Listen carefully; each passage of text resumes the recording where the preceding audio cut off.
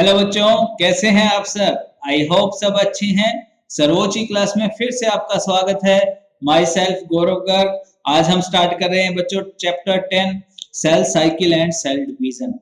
काफी इंपॉर्टेंट है बच्चों। नीट में 4 से 5 क्वेश्चन इसमें से पूछे जाते हैं। अच्छे से ध्यान से देकर के पढ़ेंगे, ठीक है। आर यू अवेयर, क्या आप जानते हैं जो सभी लिविंग ऑर्गेनिज्म हैं वो सिंगल सेल से ही बनते हैं। चाहे वो कितने ही बड़े ऑर्गेनिज्म क्यों ना हो, लार्जेस्ट ऑर्गेनिज्म क्यों ना हो, वो सभी सिंगल सेल से बनते हैं। कैसे? सेल के पास ऐसी क्या चीज है बच्चों जिसकी वजह से वो इतने बड़े बड़े ऑर्गेनिज्म बना सकती है। एक सिंगल सेल जिसको हमें माइक्रोस्कोप से देखना पड़ता है, वो चीज है growth and reproduction. Growth and reproduction are characteristic of cells, indeed of all living organisms. सभी living organisms में सेल की जो characteristic है वो है growth and reproduction, जिसकी वजह से इतने बड़े बड़े organisms भी एक सिंगल सेल से बन जाते हैं। ठीक है, समझ में आ रही है कैसे क्या होता है बच्चे। यहाँ पर इसमें पैराग्राफ में हमें दिया हुआ है कि एक सेल डिवाइड करती है, पहले ग्रो करती है, फिर डिवाइड करती है और 2 सेल्स बना देती है। फर्दर ये 2 सेल्स जो हैं ग्रो करती हैं और फिर डिवाइड कर देती हैं। ठीक है, इस तरह से प्रोसेस चलता रहता है और हमें मिलियंस ऑफ सेल्स मिल जाते हैं। ठीक है, जो सेल डिवाइड हो रही होती है उसको क्या नाम दिया गया? Parent cell.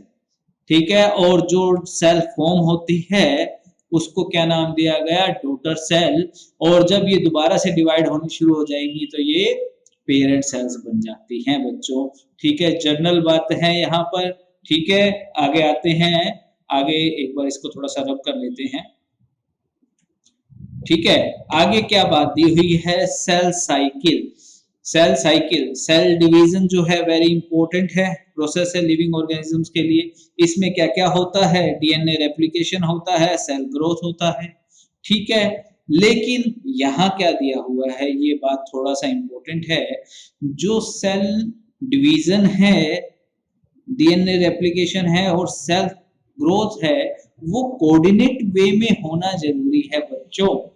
कोऑर्डिनेट वे में होना जरूरी है जिससे कि करेक्ट डिवीजन हो और जो प्रोजेनी है या डॉटर सेल है उसमें पूरा का पूरा जीनोम चला जाए।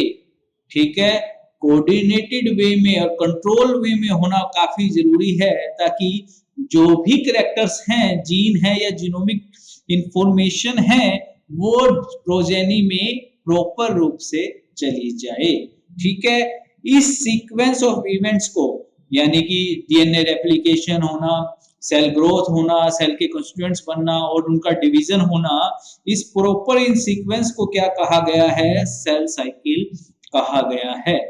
क्या कहा गया है? सेल साइकिल की डेफिनेशन आपको यहाँ पर मिल गई है बच्चों।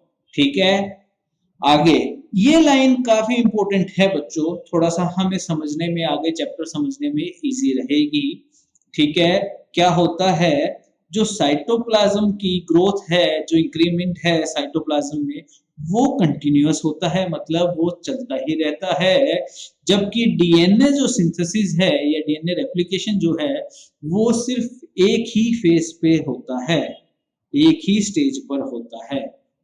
ठीक है, ये ध्यान रखेंगे। आगे हम अब सारी ही बात डिटेल से करेंगे, लेकिन एक बात आप थोड़ा सा याद रखिए कि सेल ग्रोथ होती है, डीएनए रेप्लिकेशन होता है। सेल की जो ग्रोथ है यानी कि साइटोप्लाज्म की जो ग्रोथ है वो कंटिन्यूअस होती है और जो डीएनए रेप्लिकेशन है वो कुछ देर के लिए ही होता है, कुछ टाइम पीरियड के लिए होता है। ठीक है, आगे चलते हैं। आगे क्या है? Phases of cell cycle. Cell cycle के अंदर फेसेस कौन से हैं? यहाँ हम यूकैरियोटिक सेल की बात कर रहे हैं तो यहाँ हमने ह्यूमन सेल को ले लिया है बच्चों, एक बार आप ये समझिएगा। ठीक है, ह्यूमन सेल ये भी इंपॉर्टेंट है। ह्यूमन सेल जो है 24 आवर्स में एक बार डिवाइड हो जाती है। ठीक है, कब कितनी देर में, 24 घंटे में जो सेल है वो डिवाइड हो जाती है बच्चों। सोचिए हमारी ह्यूमन सेल्स अप्रोक्सीमेटली है कोई, और ये ऐसा नहीं है कि 24 आवर्स ही एग्जैक्ट होते हैं, कुछ कम भी हो सकते हैं, कुछ ज़्यादा भी हो सकते हैं। ये ध्यान दीजिए, ऑर्गेनिज्म टू ऑर्गेनिज्म और सेल टू सेल भी वेरी करती है टाइम पीरियड। ठीक है, जैसे यहाँ एग्जांपल दिया हुआ है, इंपॉर्टेंट है बच्चों, नेट में पूछा जा सकता है। ईस्ट सेल जो है वो डिवाइड होने के लिए सिर्फ 90 मिनट्स लेते हैं, जबकि ह्यूमन बीइंग्स कितने लेते हैं, 24 आवर्स। ठीक है, वैसे सेल टू सेल वेरी करती है और ऑर्गेनिज्म टू ऑर्गेनिज्म भी वेरी करती है, लेकिन अप्रोक्सीमेटली टाइम क्या है, 24 आवर्स। ठीक है, सेल के अंदर, सेल साइकिल के अंदर जो डिवाइड होने के लिए दो फेसेस रखे गए हैं बच्चों, कौन कौन सा, इंटरफेस और एम फेस। एम फेस को क्या कहा गया है, माइटोसिस फेस। क्या कहा गया है, माइटोसिस फेस। ये देखिए फिगर, यहाँ ये फिगर देखिए, ये जो सारा पोर्शन है, ये जो सारा पोर्शन है, ये कौन सा है, इंटरफेस है। और ये एक सर्कल में ये हमारा एम फेस दिया हुआ है। ठीक है, अब एम फेस में क्या होता है, एक्चुअल डिवीजन या माइटोसिस जो होती है वो एम फेस में होती है, और जो उसकी प्रिपरेशन होती है इंटरफेस के दौरान होती है। टू सक्सेसिव फेसेस के बीच का जो फेस है, फेस मतलब क्या होता है बच्चों, टाइम पीरियड, टाइम इंटरवल। ठीक है, टाइम इंटरवल इस टाइम से इस टाइम तक। ठीक है, इस चीज को समझ जाएंगे आप आसानी से। ठीक है, टाइम पीरियड, टाइम इंटरवल। ठीक है, एम फेस वो इंटरवल है जिसमें एक्चुअल क्या डिवीजन होती है या माइटोसिस होती है, और इंटरफेस वो फेस है दो सक्सेसिव एम फेस के बीच में। ठीक है, अब बात करें आगे, आगे क्या दिया हुआ है, एक इंटरेस्टिंग फैक्ट यहाँ दिया हुआ है, इससे आप समझ भी गए होंगे। देखिए जो हमारा ये 24 आवर्स का टाइम पीरियड है, इसमें मोस्ट ऑफ द एरिया कौन सा है, इंटरफेस का है, और छोटा सा एरिया जो है एम फेस का है। ठीक है, देखिए हमारा जो एम फेस है अप्रोक्सीमेटली 1 आवर में कंप्लीट हो जाता है, जो एक्चुअल सेल डिवीजन है वो तो 1 घंटे में ही हो जाती है। जो 24 घंटे में से 23 घंटे हैं, यानी कि 95% of the interval of cell cycle जो है वो इंटरफेस का है बच्चों। किसका, इंटरफेस का। इंटरफेस लेता है 23 घंटे, और जो हमारा एम फेस है वो लेता है 1 घंटा। ठीक है, समझ में आ गई है। यानी कि प्रिपरेशन करने में कितना टाइम लगता है, अप्रोक्सीमेटली 23 आवर्स लगते हैं, और एम फेस को यानी कि उसको रिजल्ट लाने में हमें 1 आवर लगता है। जैसे आप लोग तैयारी करते हैं, आप लोग तैयारी करते हैं नीट एग्जाम की, 2 से 3 इयर्स तक तैयारी करते हैं, और उस फेस को हम इंटरफेस मान लेते हैं, और जब आपका नीट एग्जाम हो रहा होता है वो 3 आवर्स का होता है ना बच्चों, 3 आवर्स का। ठीक है, उसको हम एम फेस मान लेते हैं। जो तैयारी आपने 2 या 3 सालों में की है, उसका सारा का सारा निचोड़ रिजल्ट जो है वो 3 आवर में ही आएगा। इसी तरह जो भी तैयारी सेल करती है इंटरफेस में, उसका सारा का सारा रिजल्ट एम फेस में आ जाएगा। ठीक है, इंटरफेस तो इतना बड़ा है और एम फेस बिल्कुल ही छोटा है। ठीक है, समझ में आ गई। यहाँ एक ओवरव्यू दिया हुआ है, ओवरव्यू भी एम फेस में क्या होता है, एम फेस में होता है कैरियोकाइनेसिस। कैरियोकाइनेसिस मतलब न्यूक्लियर डिवीजन। फिर उसके बाद क्या होता है, साइटोकाइनेसिस एम फेस में, यानी कि साइटोप्लाज्म का डिवीजन। ये जस्ट एक ओवरव्यू है, एम फेस को भी डिटेल में पढ़ेंगे बच्चों। ठीक है, इंटरफेस को क्या कहा गया है, रेस्टिंग फेस भी कहा गया है। क्यों कहा गया है, is the time during which cells prepare for division by undergoing both cell growth and DNA replication।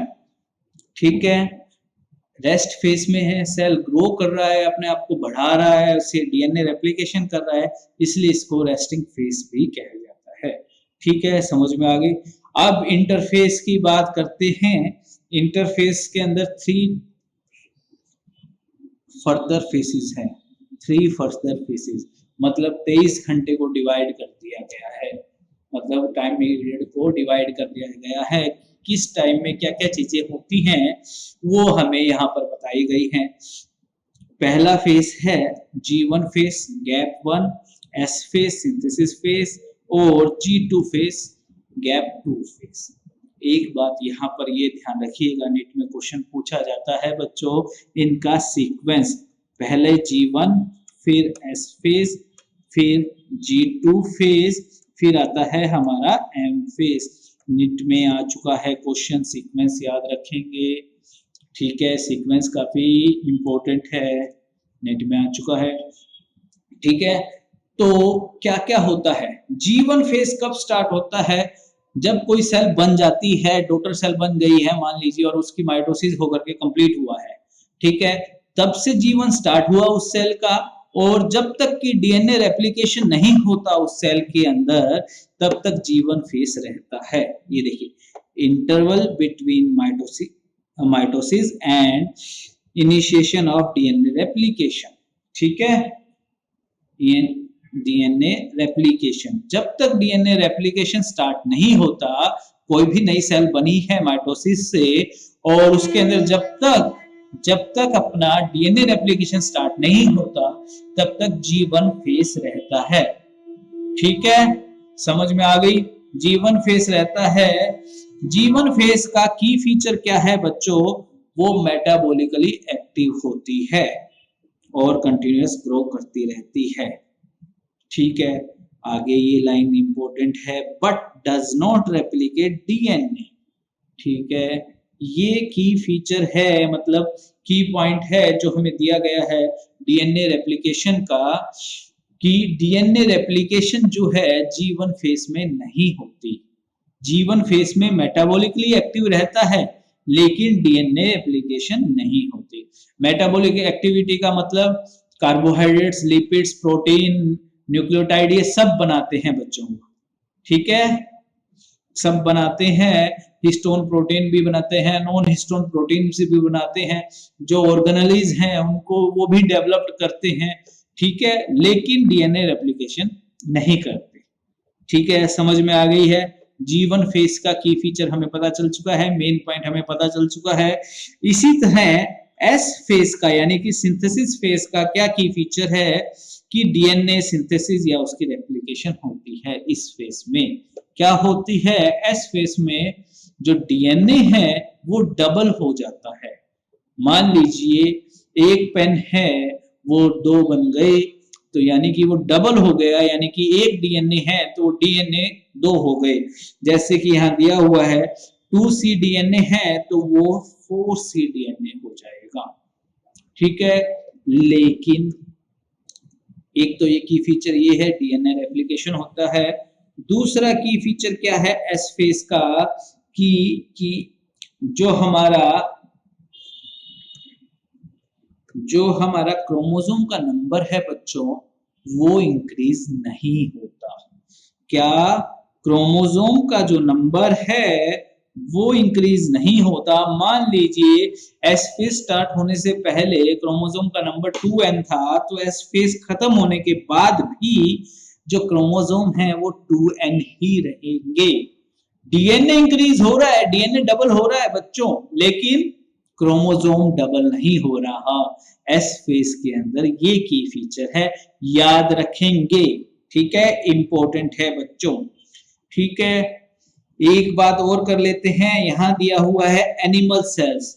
Animal cells का जो एस फेज होता है बच्चों उसमें डीएनए रेप्लिकेशन तो होता ही होता है, साथ में जो साइटोप्लाज्म में सेंट्रियोल प्रेजेंट है वो भी डबल हो जाएगा। ये की फीचर भी है। ठीक है, समझ में आ गई। एनिमल सेल्स में सेंट्रियोल्स प्रेजेंट होते हैं ना, तो साइटोप्लाज्म में जो प्रेजेंट हैं वो डबल हो जाएंगे बच्चों। ठीक है, डीएनए रेप्लिकेशन तो हो ही रहा है, साथ ही साथ सेंट्रियोल भी डबल हो रहे हैं।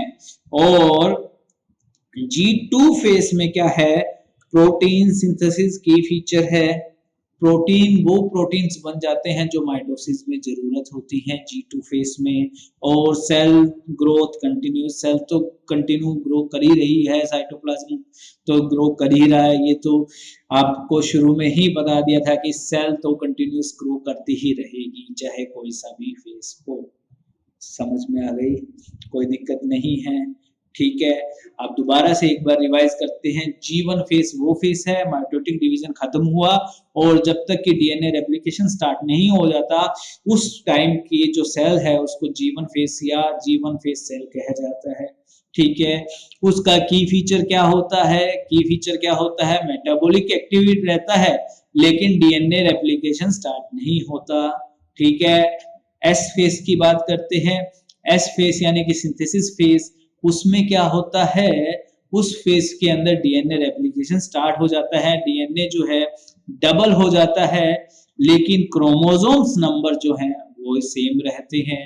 और एनिमल सेल में डीएनए रेप्लिकेशन के साथ साथ सेंट्रियोल भी डबल हो जाता है, ठीक है। समझ में आ गई एस फेस के बारे में। अब G2 फेस में क्या होता है? वो प्रोटीन सिंथेसिस होते हैं जो माइटोसिस में हेल्प करेंगे, समझ में आ गई। और सेल ग्रोथ तो चलती ही रहेगी तीनों ही फेस में, ठीक है बच्चों। आगे बात करते हैं, आगे क्या है? आगे इस पैराग्राफ में हमें क्या दिया गया है? कुछ ऐसी सेल्स होती हैं जो बच्चों जो डिवाइड नहीं करती, do not appear to exist division, division में आगे हेल्प नहीं करती। एग्जांपल हमें याद रखना है हार्ट सेल का, ठीक है, एनसीईआरटी में है तो काफी इंपॉर्टेंट बन जाता है, ठीक है। ये सेल्स फर्दर डिवाइड नहीं करती, हार्ट सेल्स जो है वो मान लीजिए वो बन गई तो आगे डिवाइड नहीं करेंगी। और कुछ ऐसी सेल्स होती हैं बच्चों जो जरूरत पड़ने पे डिवाइड करती हैं, वैसे वो डिवाइड नहीं करती, ठीक है। कब जरूरत पड़ सकती है? जैसे मान लीजिए कोई सेल डाई हो गई है या कोई इंजर हो गई है, कोई लोस्ट हो गई है, ठीक है, तो वहां पे उस सेल्स को रिप्लेस करने के लिए किसी नई सेल की जरूरत पड़ सकती है। तो कुछ इस टाइप की भी सेल होती हैं, जैसे कि हमारा फाइब्रोब्लास्ट है, मान लीजिए हमें इंजरी हो जाती है, कभी घाव हो जाता है, वाउंड हो जाता है, तो उसको भरने के लिए फाइब्रोब्लास्ट बन जाती है लेकिन भर करके वो वहीं पर रुक जाती है, आगे डिवाइड नहीं होती है। मान लो दोबारा से कभी हमें इंजरी होती है तो वो सेल्स डिवाइड होनी स्टार्ट होती हैं, ठीक है। समझ में आ गई इस बात को? कुछ ऐसी सेल्स होती हैं जो एक बार ही बनती है, दोबारा बनती ही नहीं है, तो वो क्या, उस स्टेज को क्या कहते हैं? उन सेल्स कौन सी स्टेज में चली जाती है? Inactive stage. और उस इनएक्टिव स्टेज को क्या नाम दिया गया? क्वोशिएंट स्टेज या G0 स्टेज।